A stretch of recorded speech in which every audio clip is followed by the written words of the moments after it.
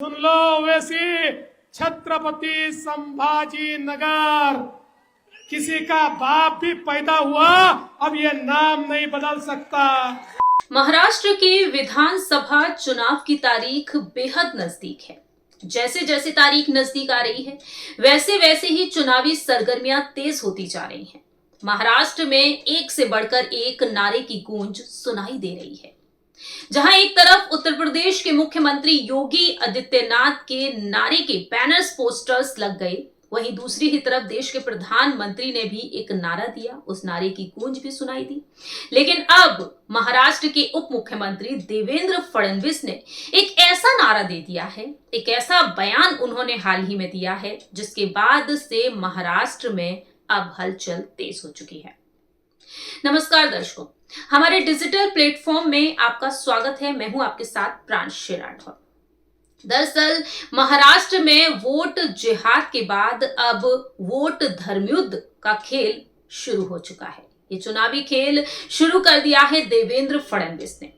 उत्तर प्रदेश के मुख्यमंत्री योगी आदित्यनाथ, जिन्होंने नारा दिया बटोगे तो कटोगे, उत्तर प्रदेश में ये नारा दिया, लेकिन इसके बाद हरियाणा पहुंचे, हरियाणा में भी उन्होंने यही नारा दिया और इसके बाद महाराष्ट्र में इस नारे की गूंज सुनाई दी। बैनर्स पोस्टर्स लग गए। वहीं देश के प्रधानमंत्री नरेंद्र मोदी पहुंचते हैं तो वह कहते हैं एक रहोगे तो सेफ रहोगे। लेकिन अब देवेंद्र फडणवीस ने भी एक नारा दे दिया कि वोट जिहाद का जवाब वोट धर्मयुद्ध से देना होगा। ऐसे में महाराष्ट्र में अब चुनावी जो आरोप प्रत्यारोप लग रहे हैं वो सिलसिला तेज हो चुका है। सबसे पहले यहां पर देवेंद्र फडणवीस का एक वीडियो आपको दिखाते हैं कि वह जब संभाजी नगर पहुंचे, संभाजी नगर में जब उन्होंने जनसभा को संबोधित किया, उन्होंने क्या कुछ कहा, ये सुनिए। ओवैसी छत्रपति संभाजी नगर, सुन लो वैसी छत्रपति संभाजी नगर, किसी का बाप भी पैदा हुआ अब ये नाम नहीं बदल सकता।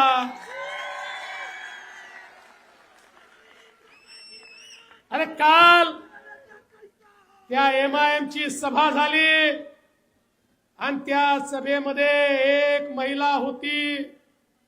ती महिला म्हणाली ये कौन संभाजी राजा है, ये कैसे संभाजी नगर हो गया।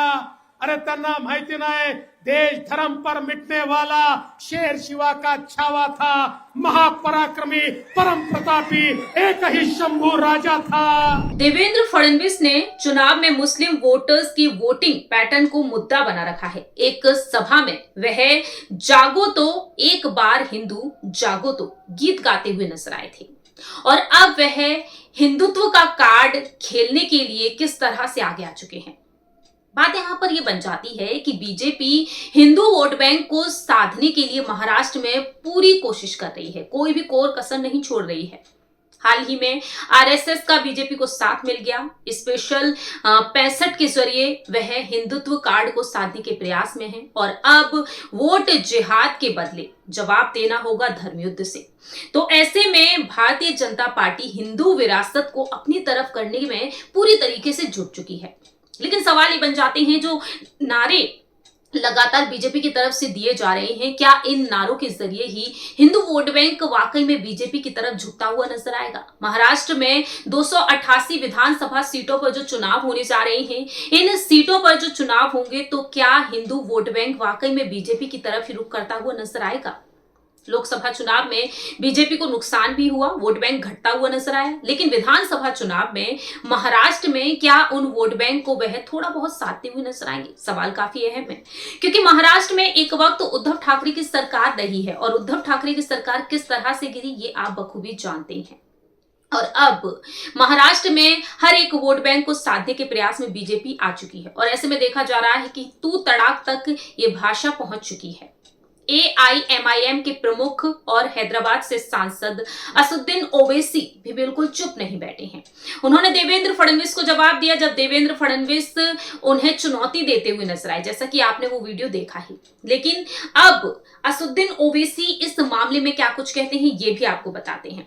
वह कहते हैं कि फडणवीस बोले ए ओवैसी, वो बोले वोट जिहाद ओ धर्मयुद्ध, हम चुनाव आयोग से पूछना चाहते हैं कि क्या ये बयान कानून के मुताबिक या उसके खिलाफ है। वह कहते हैं कि इलेक्शन कमीशन को इसका जवाब देना चाहिए। ओवैसी कहते हैं कि मेरा नाम लेकर जिहाद और धर्मयुद्ध का नाम लिया जा रहा है, क्या ये इलेक्शन कमीशन के कानून के खिलाफ नहीं है?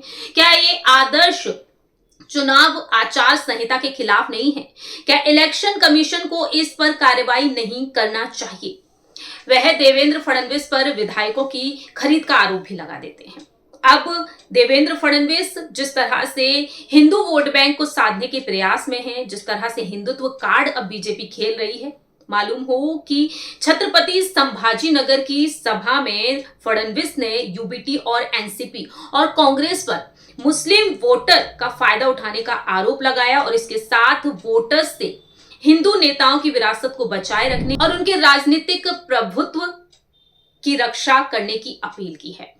अब देखते हैं कि बीजेपी इस हिंदू वोट बैंक को किस तरह से साधती हुई नजर आएगी। 20 नवंबर को महाराष्ट्र में मतदान होंगे। देखना होगा कि आखिरकार बीजेपी इस बार किस तरह से महाराष्ट्र की जनता को अपनी तरफ करने में कामयाब हो पाएगी या नहीं। फिलहाल दर्शकों, इस रिपोर्ट में इतना ही। जुड़े रहिए हमारे साथ। खबर के हर चौराहे पर एक पोस्टमैन मिलेगा सत्य के संदेश के साथ। जय हिंद, जय भारत।